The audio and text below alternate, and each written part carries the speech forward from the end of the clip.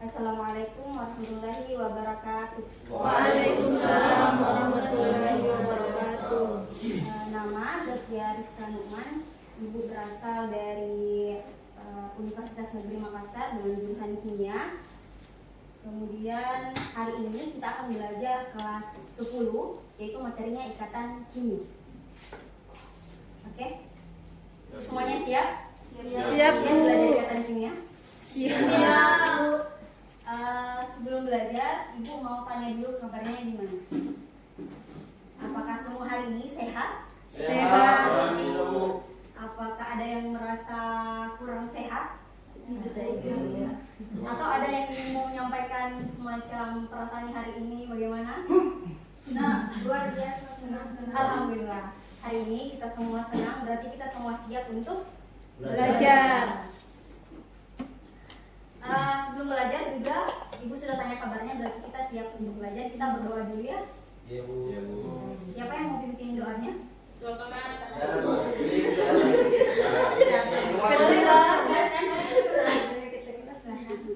Sebelum kita memulai pembelajaran hari ini, marilah kita berdoa menurut berdoa dimulai. Bismillahirrahmanirrahim. Rabbi zidni ilman warzuqni fahman. Amin. Sudah selesai. Yang kedua ini semuanya. Baik, setelah itu Ibu akan absen.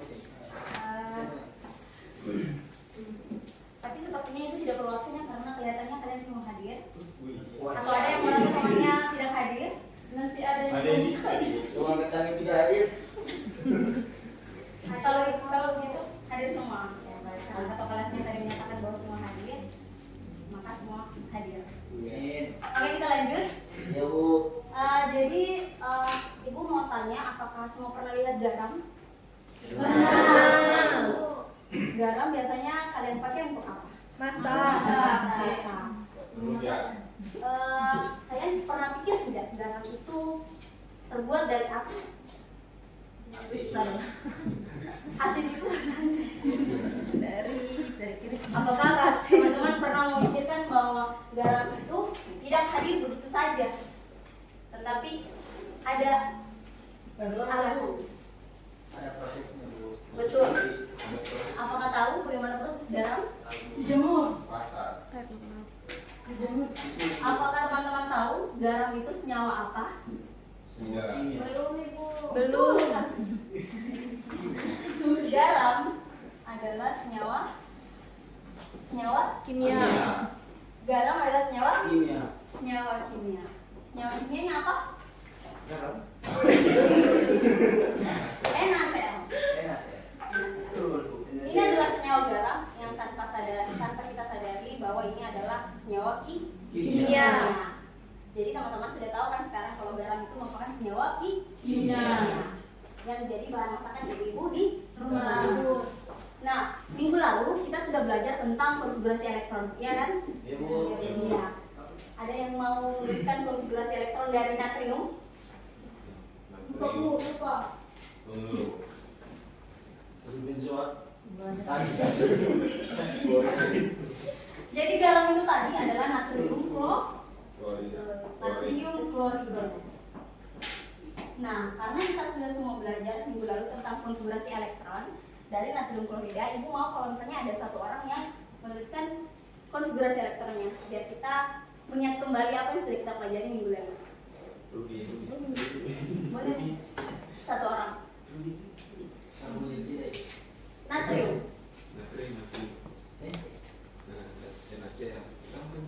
Iya, silakan. Boleh naik. Konfigurasi elektron dari natrium.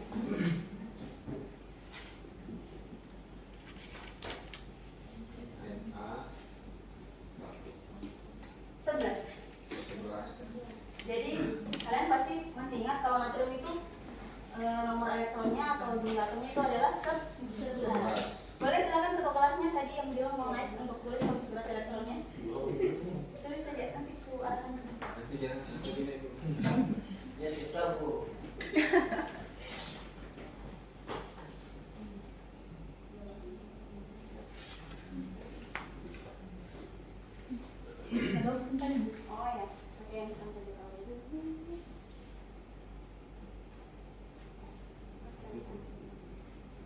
Jadi ini adalah konfigurasi elektron dari natrium. Iya, ini adalah konfigurasi elektronnya 281. Natrium ini kita dapatkan di alam bebas, tapi sebenarnya dia tidak stabil. Jadi ini akan kita temukan jawabannya kenapa dia tidak stabil dan kenapa dia membutuhkan kestabilan. Dan kemudian kenapa bisa natrium tadi ini yang sendiri itu bisa berikatan dengan klorida kemudian menjadi garam. Nah, hari ini sebelum masuk pembelajaran kita mau capai pembelajaran yang pertama adalah teman-teman tahu alasan terjadinya kenapa NaCl itu, natrium itu, dan klorida itu mencapai kestabilan. Kemudian kedua, NaCl ini merupakan sebuah ikatan kimia, yaitu ikatan ionik. Selain ikatan ionik, kita juga akan belajar tentang ikatan kimia yang lain, yaitu ikatan kovalen dan juga ikatan logam. Jadi ada 3 ikatan yang akan kita pelajari hari ini: ikatan ionik, ikatan kovalen, dan ikatan logam. Nah, yang pertama adalah ibu mau jelaskan dulu tentang ikatan ionik. Ikatan ionik ini terjadi antara atom non logam dengan atom logam, di mana ikatan ionik ini antara atom logam dan logam itu saling menerima dan melepaskan elektron.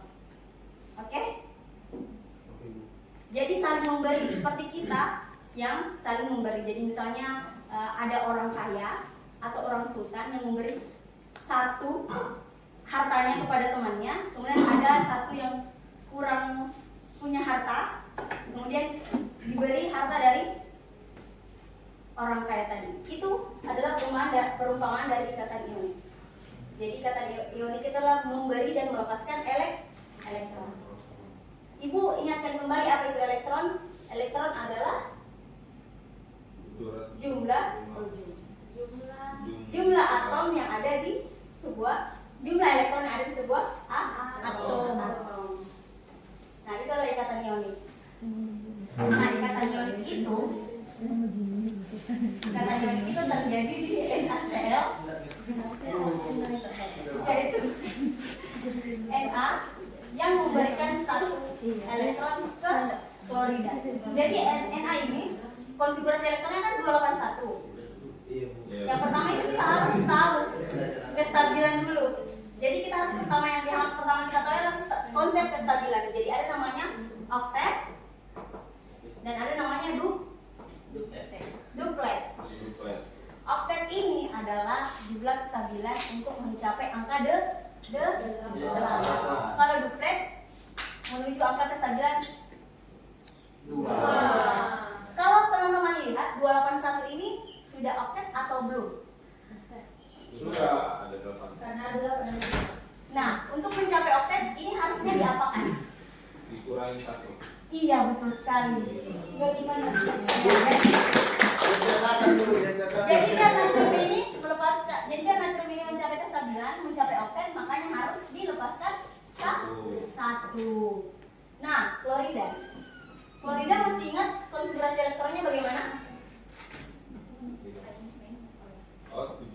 287. Nah, biar dia stabil harusnya bagaimana? Tambah 1, betul. Jadinya kalau misalnya tambah 1 jadi 8. Ini kalau misalnya dia mau stabil, ya kan? Nah, kalau misalnya dia bereaksikan natrium dan Cl, apakah bisa membentuk satu ikatan? Kenapa? Karena di Na-nya natriumnya lebih 1, Ya. di kloridanya kurang 1. Iya. Jadi saling menerima dan melepaskan. Ya, saling melengkapi. Iya, betul sekali. Ini yang disebut dengan ikatan ionik. Nah, jadi sudah paham kan kalau ikatan ionik itu adalah sebuah elektron yang dilepaskan dan yang diterima. Jadi ada selah terima elektron. Oke? Semua sudah paham apa itu ikatan ionik? Nah, kita lanjut ke ikatan kovalen. Bu, kita belajar dari ya. Ya? Ini mulai ngatur gitu, Bu.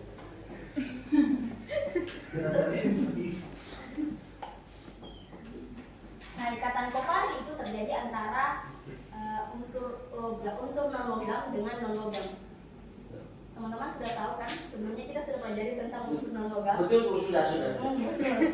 Jadi hari ini ikatan kovalen itu adalah antara unsur non logam dengan non logam. Ada yang tahu unsur non logam itu apa saja? Iya, Bu, kertas Bu.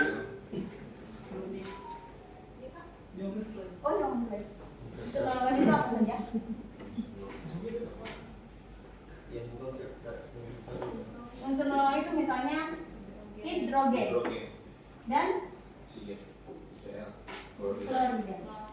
klorida. Nah, ikatan kovalen itulah ikatan yang terjadi bukan lagi serah terima elektron, tapi pemakaian elektron bersama. Jadi tidak ada yang memberi dan menerima, tapi elektronnya itu dipakai bersama. Masih ingat konfigurasi elektron dari A+? Masih Bu. Masih. Iya. Bagaimana? Iya, Ya betul. Jadi elektronnya A+ kan cuma satu. Jadi konfigurasi elektronnya cuma seperti ini. Kemudian klorida yang mana? Yang ini. Iya. 28. Nah, ini konsepnya kan non logam dan non logam. Iya, Bu. Karena pemakaian bersama tidak ada yang menerima. Karena ini untuk mencapai kestabilan harusnya dia Dua. iya betul sekali. Ini jadi 2. Ini jadi 8. Jadi harusnya ini tidak ada terima elektron karena kalau ini memberi berarti dia cuma 1, ya kan? Nggak stabil. Dan kalau ini misalnya dia melepas atau menerima. Jadi dia menerima dari A+. Bukan menerima tapi pemakaian elektron bersama. Nah itu untuk ikatan ionik dan ikatan kovalen. Sekarang biar teman-teman bisa tahu lebih langsung, kita bagi kelompok boleh? Boleh. Jadi ada kelompok 2, kelompok 1 dan kelompok 2. Ibu akan bagikan beberapa senyawa. Kepala saya penuh dengan elektron ini. Jadi senyawa ini yang akan teman-teman identifikasi jenis ikatannya apa, kemudian ikatan yang terjadi itu apa, kemudian alasan ilmiahnya kenapa mereka bisa berikatan. Silakan. Sudah Bu.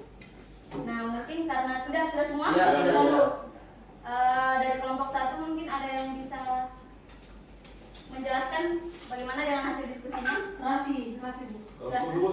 Mungkin kelompok 1. Iya. Ya, sudah. Alhamdulillah. Iya.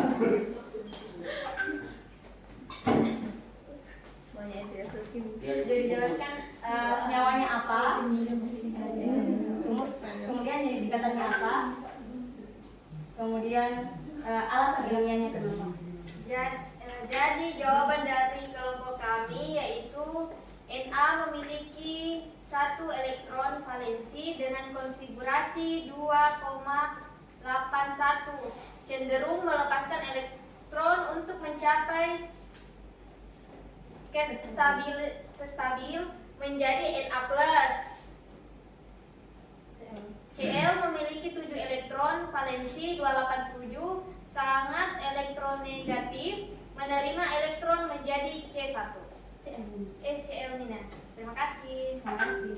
Nah itu tadi, oh ya berikan tepuk tangan.